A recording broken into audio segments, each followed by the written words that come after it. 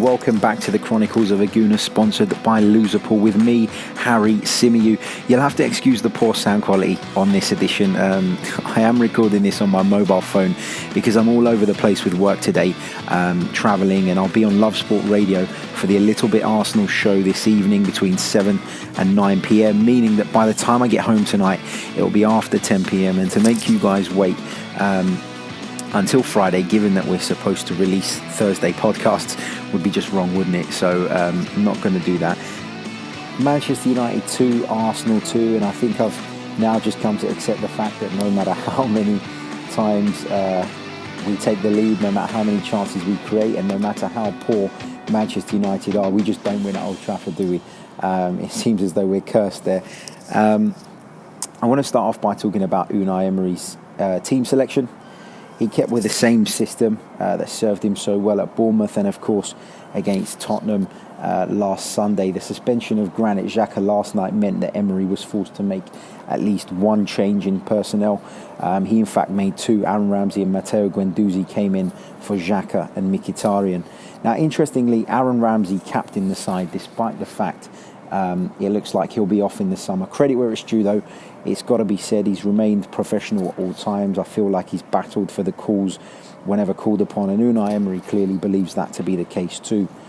Now, the game started, and I thought United were the ones on the front foot initially. For about 15 minutes or so, they had us pinned back in our own half, with us being unable to string together even 2 or 3 passes. But despite their early dominance, they didn't really create anything of note. We maintained our shape well, restricted them to a couple of long-distance efforts only. One from Marcus Rashford that Bernd Leno held springs to mind. Now, Arsenal eventually grabbed a foothold in the game, and for approximately 15 minutes or so, I thought we were the more threatening of the two sides. Sead Kolasinac's marauding runs from left wing-back were causing the young Dalot all sorts of problems. Eventually, our pressure was rewarded when a corner came in. Mustafi wriggling free of Chris Smalling, I think it was, and heading towards goal, only for David De Gea to make a hash of it and allow the ball to cross the line somehow. Now, goal line technology had to intervene there, and Andre Mariner blew the whistle before pointing to the centre circle, much to my delight. I did wonder whether it would be given. There was a little bit of a pause there, but of course there is a little bit of a delay on the technology, so that's fair enough, as long as they get the right decision in the end, and on this occasion they did. Now, it's not often you see David De Gea make such an embarrassing error. Usually he's the one earning United points, not throwing them away. But fortunately for Mustafi, he did what he did, because to be completely free on the edge of the 6-yard box, central, and head it straight at the keeper, in my opinion, is piss poor. And had that not gone in, it would have been added to my long list of gripes with the German defender. Now, annoyingly, that lead didn't even last 5 minutes. Matteo Guendouzi dangled a leg on the edge of the box and conceded what, in my opinion, was a silly free kick. Yes, the United players engineered the foul, but why give him the opportunity to do so? We're playing at Old Trafford, which automatically means you're playing against 12. So I just felt that was a little bit naive on Guendouzi's part. That's not to say he didn't have a good game. I thought overall he played very well. But there were certain moments in that first half where he gave the ball away extremely cheaply. And that, combined with conceding that free kick, really wound me up, if truth be told. I know he's only 19 years old, and so a performance like that at Old Trafford shouldn't be sniffed at. But he clearly still needs to grow up a little bit and mature as a player. Now, those who go around talking about him as if he's the finished article aren't doing him any favours, in my opinion. He's still not in a position where he should be starting ahead of Granit Xhaka, in my view, when all are fit and available. He's a great prospect, but let's not get carried away just yet. It's something I've said repeatedly throughout this season. Agree, disagree, let me know. Tweet me at Chronicles_AFC and let me know what you're thinking. Now, going back to that free kick, though, which led to United's equaliser. I was literally tearing my hair out when that went in. Leno's made the initial save, parried the ball wide as all goalkeepers are coached to do, but nobody in an Arsenal shirt reacts anywhere near quick enough. Herrera, offside it has to be said, is the first to get there, cuts the ball back across the penalty area with zero pace on it, and Iwobi at the front post and Rob Holding, in my view, are both caught napping. You've got to deal with that. You've got to get it clear. You cannot afford to concede such soft goals in this division and expect to be somewhere come the end of the season. Being pegged back so soon after you've taken the lead is always frustrating, but to concede in that manner drove me absolutely nuts. Shortly after that, Rob Holding was forced off with an injury which looks pretty serious. There's no confirmed news on it at the time of recording, but I fear it's one that could keep him out for a while. And with no recognised centre-back on the bench, Unai Emery had to turn to Stefan Lichtsteiner. Now, the Swiss came on and slotted in as the right-sided one of the three, with Mustafi moving into the middle and Sokratis out to the left. Lichtsteiner hasn't been great when called upon lately, I don't think anyway, but I thought he did okay last night. Perhaps he's more suited to the centre-back role as opposed to that of a right-back or a right wing-back these days. Don't know, that remains to be seen, I guess. But late on in the game especially, his experience showed as he ran down the clock towards the end, faking a head injury in order to take this thing out of Manchester United. He was definitely faking that, but let's be real, it's nothing that hasn't happened to us over the years, so I don't think anyone can make too much of an issue of that. Half-time came, and I couldn't help but feel disappointed more around the manner in which we conceded, as opposed to the fact that we'd gone in level at the break. The second half began, and as usual, Arsenal seemed much better after the restart. The ball was moving quicker. We were getting more bodies forward in support of Aubameyang, but unfortunately Aaron Ramsey never made it back out. He was replaced at the break by Henrik Mkhitaryan, who I thought was excellent, and that was probably his best display for a while. It was as though he had a point to prove against his former club. It was the Armenian, in fact, who linked up with Lacazette to put us back in front with just over 20 minutes of normal time remaining. Astonishingly, that goal has been given as a Marcus Rojo own goal. Unbelievable. I mean, he's kicked the ball against Laka. So how the Premier League have come to that conclusion, I'll never know. But once again, having taken the lead, we were unable to shut up shop, this time conceding straight from the kickoff. It was a long ball from United. Sokratis was ushered out of the way.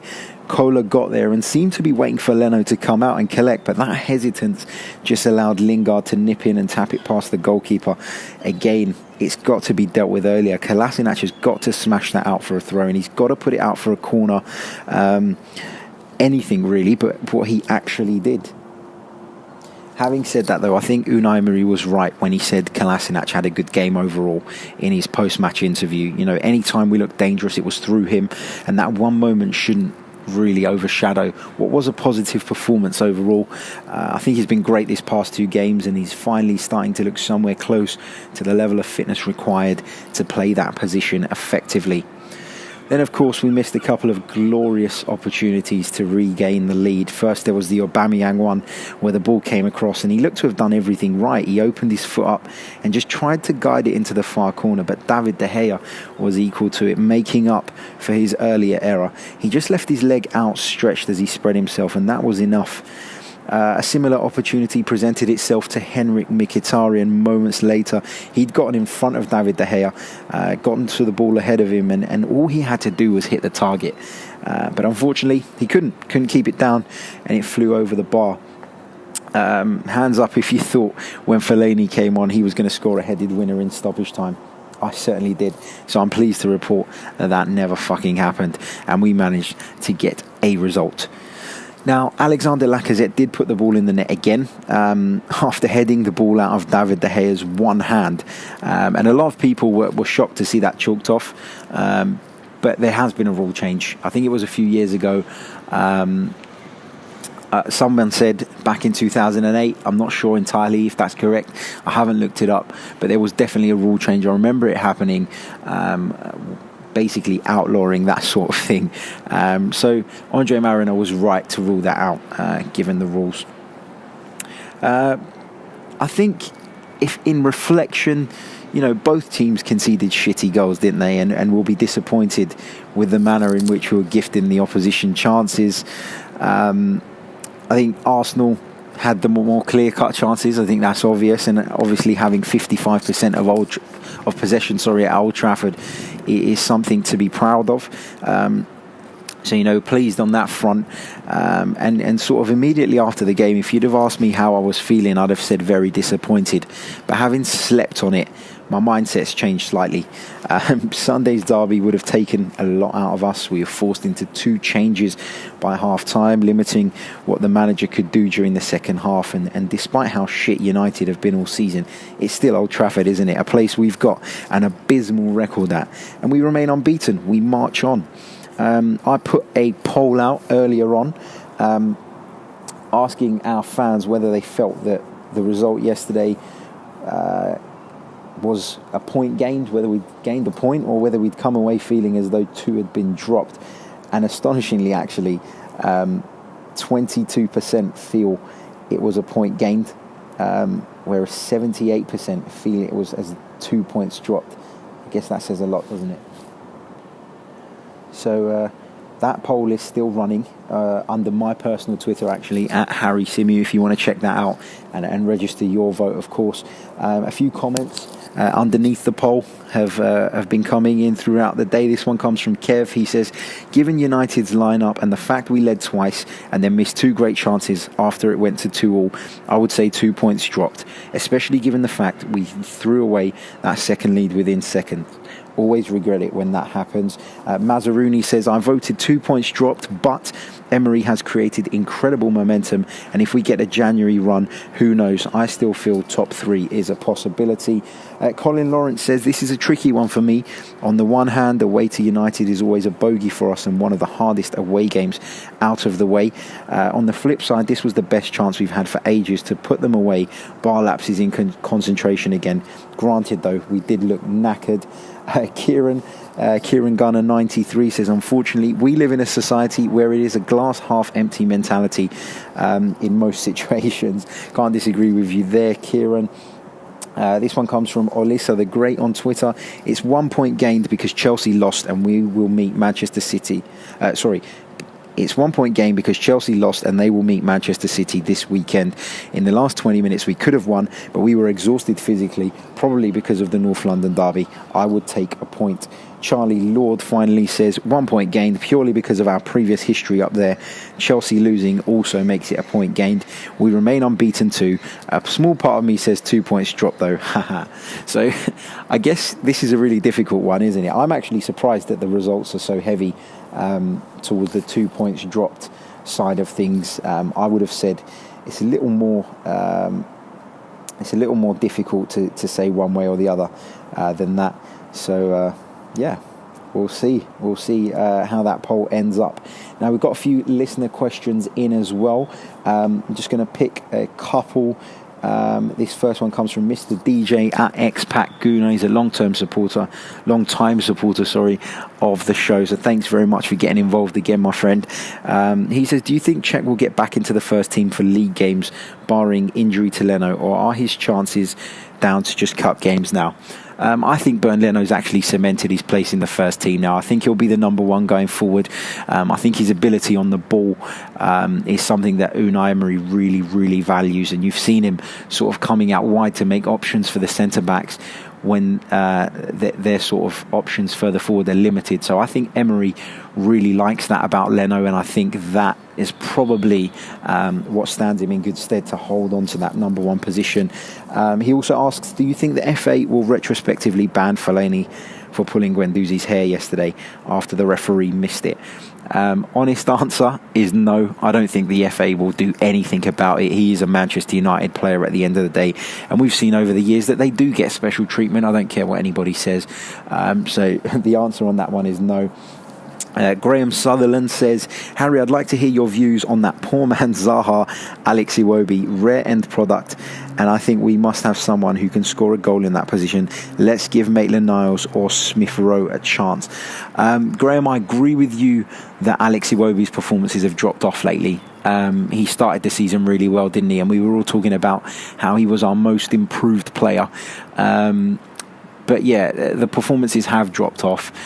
He's not been as effective these past couple of weeks. But what Alex Iwobi does give you is a lot of hard work and a directness when he has the ball at his feet. He drives at teams, something that not a lot of our players do.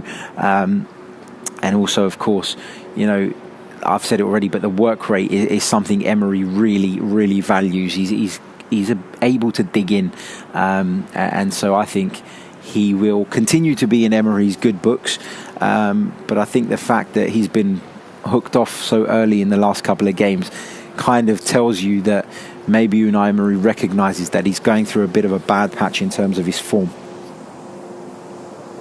Right, that brings us to the end. Thanks very much to all those who have contributed, sending in your questions or comments. Sorry I didn't get through to all of them. I am really, really pushed for time today. As you can hear probably from the background noise, I'm currently travelling on a train. So I am being forced to record it on my mobile phone. So again, apologies for the sound quality. It's probably an aeroplane you can hear in the background now, flying over us. God, it's loud.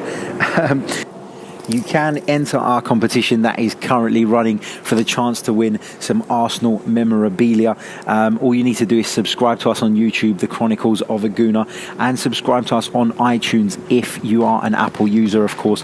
Leave us a review on there. That's really, really important. And once you've done both those things, if possible, of course, do send me a DM via our Twitter at Chronicles_AFC so I know it's you that's done it, because as I said on last week's show, we don't always get a notification every time somebody does that.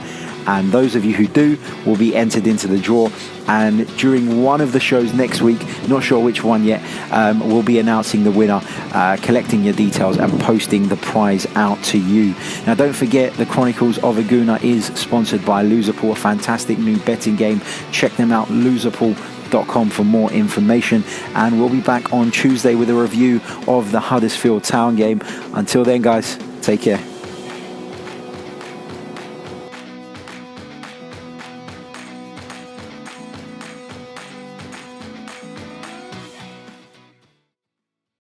Meet our hero. He's a smart guy who loves sports and loves outwitting other people. Our hero needs to show the world his mastery of the game. Our hero does this by playing games at Loserpool. Our hero is you. Loserpool has 2 games. In the namesake, the games of an entire season are grouped together into weeks or rounds. After paying an entry fee, you choose one team to lose that week or round. If you're correct, you earn the right to repeat the process in the next round. But the catch is that you cannot choose a team a second time until all the teams have been chosen by you once. If you're knocked out early, you may re-enter the same pool by paying a penalty to make it fair for the other players. Or you may wait until the next pool starts in a few weeks. Razorpool is similar to Loserpool in that the games of an entire season are grouped together, but in this case, you pay the entry fee and predict the outcome of all the games in that week or round. You will be ranked against all other players according to your accuracy, and at the end of each round, a predetermined percentage of players will be eliminated. There is no option to buy back into a pool if you are eliminated, and so you will have to wait until the next pool starts to play again. In both games, the prize money grows very rapidly. The pool is allocated to the last man standing, or, to add a little drama, to a small surviving group if they vote according to predetermined rules. Loserpool is about community, friendship, fun and rivalry. Discuss and debate the games and events of the week with players from around the world. Invite your friends and co-workers into your own sub-pools and see who can outsmart the group and earn bragging rights. This is your moment. Create an account. Show your sports genius. Be the hero.